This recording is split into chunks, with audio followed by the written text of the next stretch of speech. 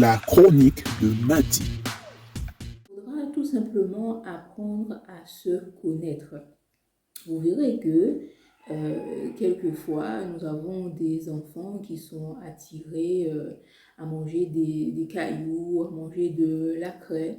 On voit que là, il leur manque certains minéraux. Nous-mêmes, quelquefois, peut-être on se sent un peu fatigué, les cheveux sont cassés, on est essoufflé. À ce moment-là, quand on va voir le médecin, il nous prescrit un bilan sanguin, on se rend compte que on est anémié. D'autres fois, on est attiré à manger beaucoup plus de chocolat et on se rend compte qu'il nous manque du magnésium. Donc comme ça, on voit que à force, on apprend à se connaître et quand on a donc ces différents types d'alertes, on sait que il nous manque tel et tel nutriment. Donc en matière de petit déjeuner, il va nous falloir aussi apprendre à nous connaître.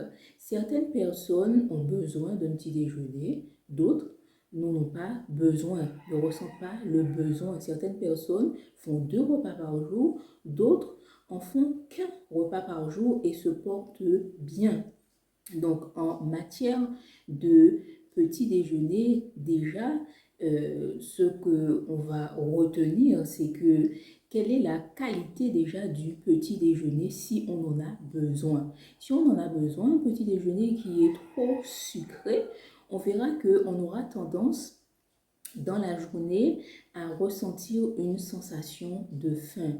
Pourquoi? Parce que nous verrons que le pancréas, dès lors qu'il ressent qu'il y a beaucoup trop de sucre dans le sang, donc il va venir comme au secours et donner une grosse dose d'insuline.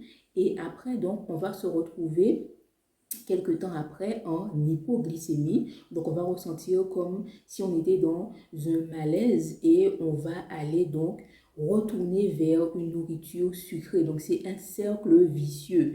Donc, vous verrez que pour nous, en tous les cas, en Guadeloupe, les anciens, on verra que avant le matin, leur petit déjeuner était un petit déjeuner copieux, mais c'était un petit déjeuner qui était plutôt salé.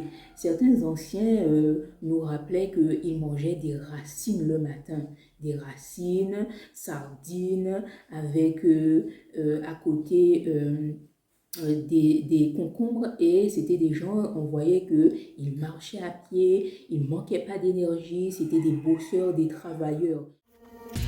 La chronique de Madi.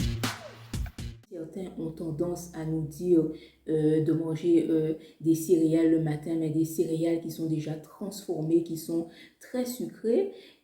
Ça nous amène très vite en hyperglycémie, donc ça fait intervenir le pancréas qui, lui, il va pas donner forcément la dose qu'il faut, donc il met en surdose et nous, il nous plonge en hypoglycémie. Donc, un petit déjeuner qui est sucré, comme on l'entend souvent dire, n'est pas le meilleur petit déjeuner. La chronique de Madi. Certaines personnes qui sont trop surchargées au niveau de leur foie, à un certain moment, elles se réveillent et un jour, elles sentent qu'elles ont comme des nausées, que la langue est un peu pâteuse, qu'elles se sentent un peu surchargées, qu'elles n'ont pas envie de manger. Quand elles s'écoutent, elles ne mangent pas ce jour-là, elles ne boivent que de l'eau et des tisanes. Donc, il faut savoir écouter son corps. La chronique de Madi.